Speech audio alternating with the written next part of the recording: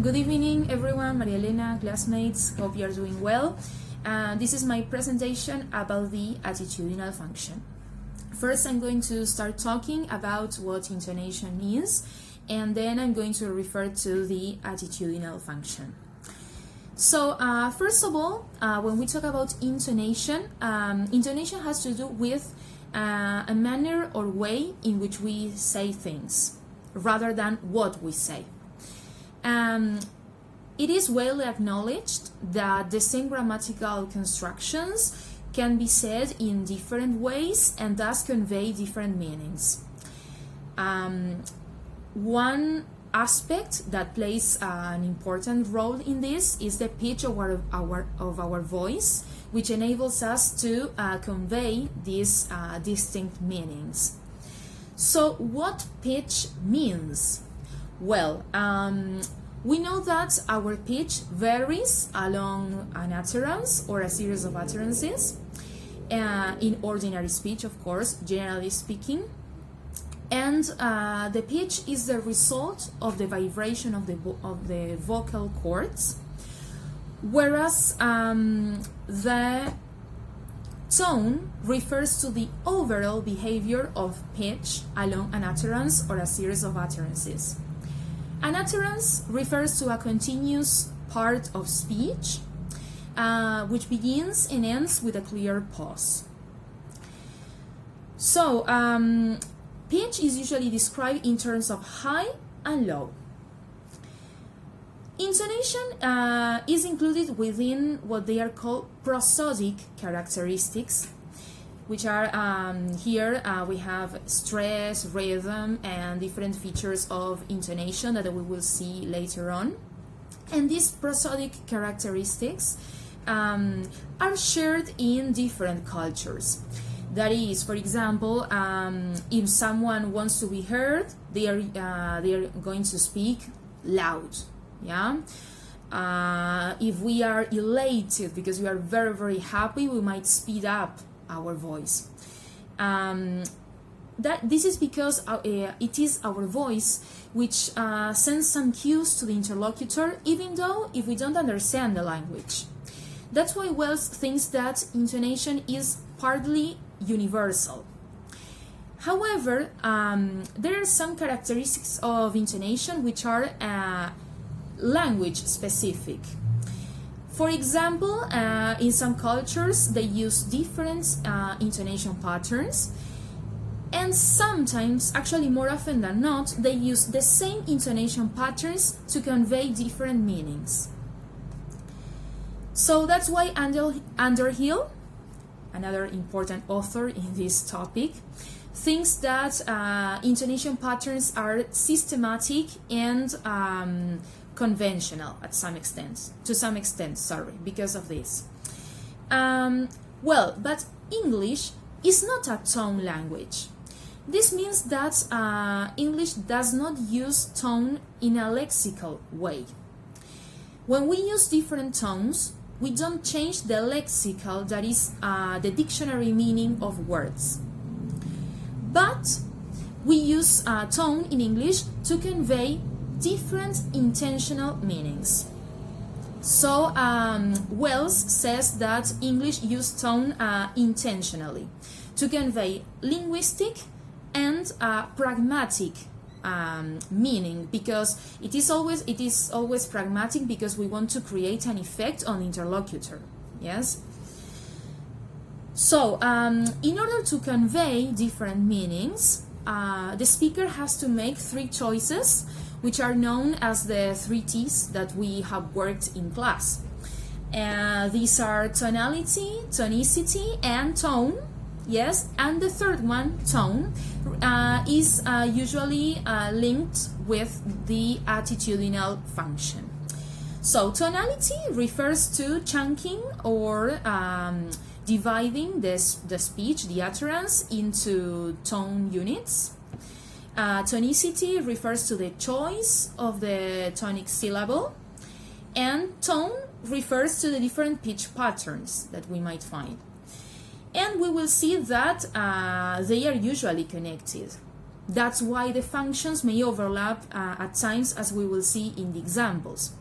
Because the tonic syllable is a syllable which carries the main prominence and the main pitch movement. So it might be helpful to pay attention to that syllable to convey certain emotions or feelings. The same with the way we chunk the speech to convey different attitudes. So we will see that the tone is, we will see the most important of the three T's for the attitudinal function, but still the other T's play a role in interpreting the different attitudes, the speaker's attitudes. So referring to the attitudinal function, in general, most authors, especially Underhill, points that it is true, of course, that tone is important, but we should take other prosodic elements into account, such as the pitch range, which is very important, loudness, speed, keys, the voice quality, and also paralinguistic elements such as body language, gestures, facial expressions. They all together, we have to take like a holistic view to interpret the attitudes, and not only the tones, also the syntax, the lexis sometimes of the words may help us, the location of pauses, etc. This is why sometimes functions may overlap, especially when we try to distinguish the different attitudes, or we try to interpret the speaker's attitude. So in general, we use moving tones, as we said, because our pitch varies along the utterance. We should distinguish then basic tones, and within the basic tones we've got simple and complex tones. We've got three simple tones, which are fall, rise, and level tone.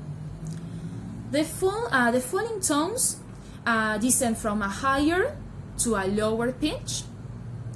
The rising tones, we perceive a movement from a lower pitch to a higher one, and the level pitch, the level tone, remains the same. So there is not pitch variation. Generally speaking, we will take a closer look at it in a minute. Generally speaking, we can say that falling tones refer to or convey finality, certainty, definedness, whereas the rising tones convey that there is something more to follow, more to come. Well, more or less these will be the generalizations. And the level tone, which is not really, it's not commonly used, conveys a feeling of boredom, lack of interest, routine, like, for example, when a teacher calls the roll and says, I don't know, like Fernandez, Gomez, it's something that is routine.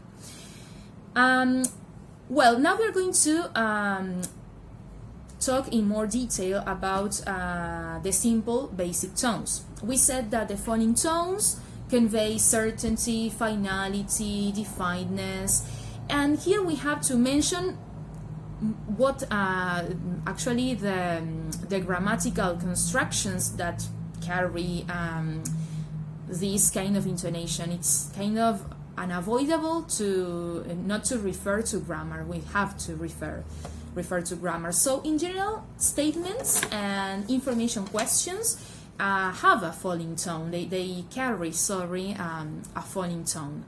For example, if I say, that is the end of the news. Maybe, I don't know, it's a journalist. We have to think about the context here. So sometimes discourse function overlaps. But if I say, for example, that is the end of the news, I'm using again a falling tone, but I'm not conveying that professional thing. I'm conveying like maybe I am impatient, like that is the end of the news. That's it. I want to leave. That's the end. And sometimes, in my opinion, because I invented this example, sometimes chunking could convey different meanings. So we are playing with tonality. If I say, that is the end of the news. Yes, and the accentual function, because I'm accenting some specific syllables and I'm sounding even impolite or rude. So that's why it's not that easy. To interpret the attitude. We have to take many things into account. Then if I say, for example, I'm going to buy a new car. I'm going to buy a new car. It's like, I'm happy, I want to buy a new car, but I'm using a falling tone. I'm not saying, I'm going to buy a new car. No, I'm going to buy a new car. It's an exclamation, but my voice, my gestures as well are conveying that I'm enthusiastic about it.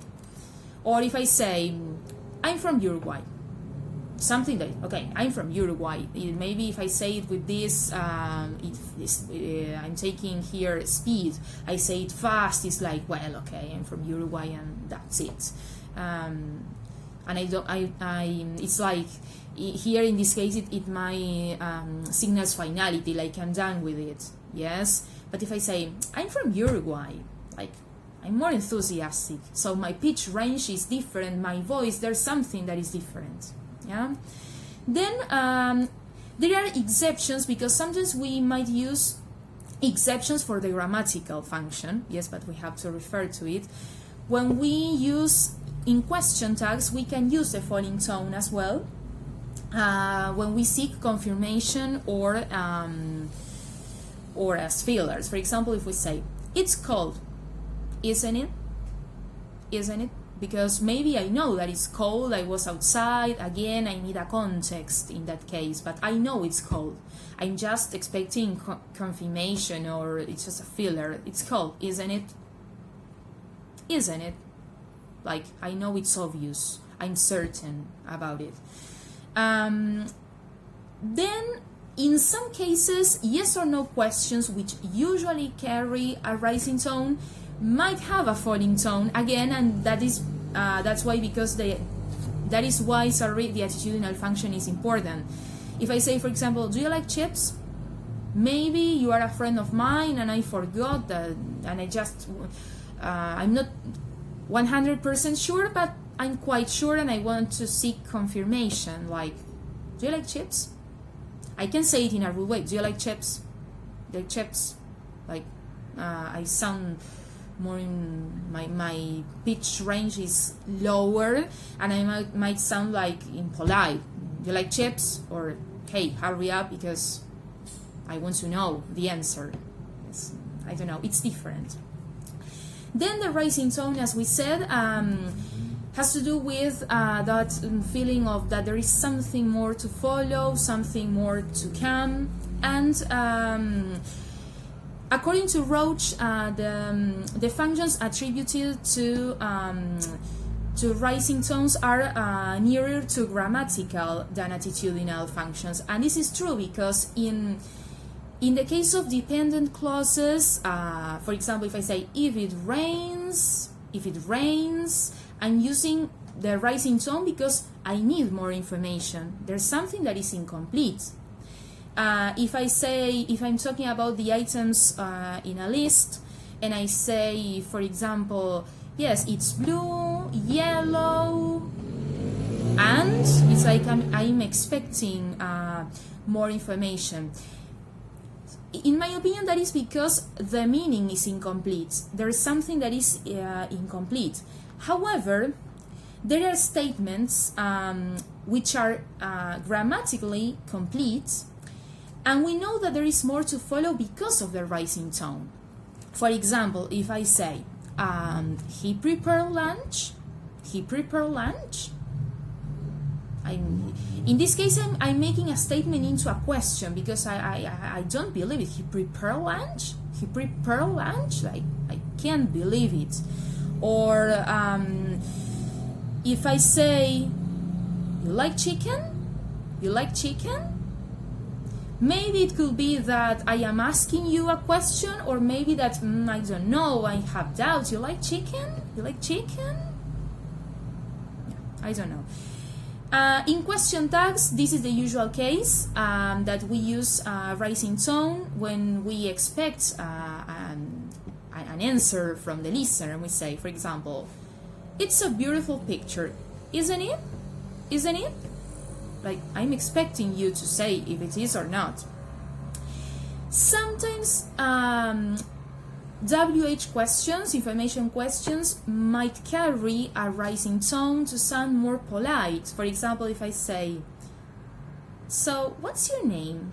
What's your name? I sound like more friendly. What's your name? Or imagine that I couldn't hear because there was a lot of noise. Again, I'm taking the context into account. So again, the discourse function has a lot to do with the attitudes. And I say, where are you from? Where are you from? It's like, other uses can be to be encouraging. For example, you say, it won't hurt. It won't hurt. Hurt. Like you. Well, in this example, I was trying to think of a doctor saying this to a patient. But again, you see, you have to take the context into account because this is for the grammatical function, this has no explanation, and for the attitudinal, yes, because depending on the feeling that you want to convey. In this case, to be encouraging, like, it won't hurt, like, come on, try. Okay. Then we have the basic complex tones, and here we've got the fall rise tone and the rise fall tone. So in the fall rise tone, we indicate some limited agreement, some reservations that I agree up to a point. For example, if I say yes, yes. Again, my facial expressions might convey that I'm not 100% sure. Or if I say, you may be right, you may be right, it's possible, it's possible. Here, again, you can think of a context if you want the discourse function, but if you say, again, you may be right, you may be right. This has to do with the general use of the rising tone to convey like uncertainty, talking about the symbols. But this is a complex tone, still we can use the fall rise for these reservations. Then we've got the rise fall, which is used to convey strong feelings of great surprise, astonishment, disapproval, or I will try to perform it the best way I can. The rise fall, it is you were first, you were first, like I can't believe it, you were first. Yeah. Okay. Then. Now we're going to see some authentic samples, and then we continue with the theoretical thing. Okay, so I'm going to play an interview with Ben Stiller, the actor, and we're going to hear the falling and the rising tones. Yeah. So let me check here in a minute. Let's listen. Hi, Derek. Come on in. Thanks for having me over. I'm here. So I'm going to turn the volume. I'm going to ask you 73 questions. Well, I only have 9 answers, so... Well, I only have 9 answers. He's using the falling tone. I guess I'm gonna need... more? You see, in that case, he said, I guess I'm gonna need more. Like, He's an actor, so of course it's not that he's doubting. He's actually being ironic, but he tries to like engage the interlocutor, you see? So how long have you lived here? An information question. Let's listen again. It uses a falling tone. So how long have you lived here? Actually, I only winter here. My summer place is upstairs. What's Falling the first thing you thought of when you woke up this morning? again. I must have fallen asleep. What's the best part about living in New York? The diversity. You have really good-looking people and also very attractive people. What are 3 words to describe living in New York? Hustle, bustle, and How do you feel about Brooklyn? I really hope they find a cure. How often do you take the subway? Hardly ever. Sandwiches are a gateway to cake. What's on your mind right now? Pass. Can I get a tour? Sure.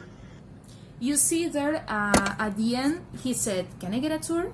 Can I get a tour?" Because it's a yes or no question. So he's using the interviewer is using a rising tone. And as you can see, in the case of Ben Stiller, the answers were in a falling tone, but still he played with his voice a lot. So it was kind of funny the way he answered. Apart from the lexis of the words he used, of course they were kind of they were funny, but the way he used his voice conveys that feeling. Yes, that. And then the interviewer asked him a yes or no question. Can I get a tour? Can I get a tour? So it's with a rising tone. Yes. We're going to see another example now. Let's see. I'm sorry, by the way, but I'm using the computer because I cannot do it with the cell phone.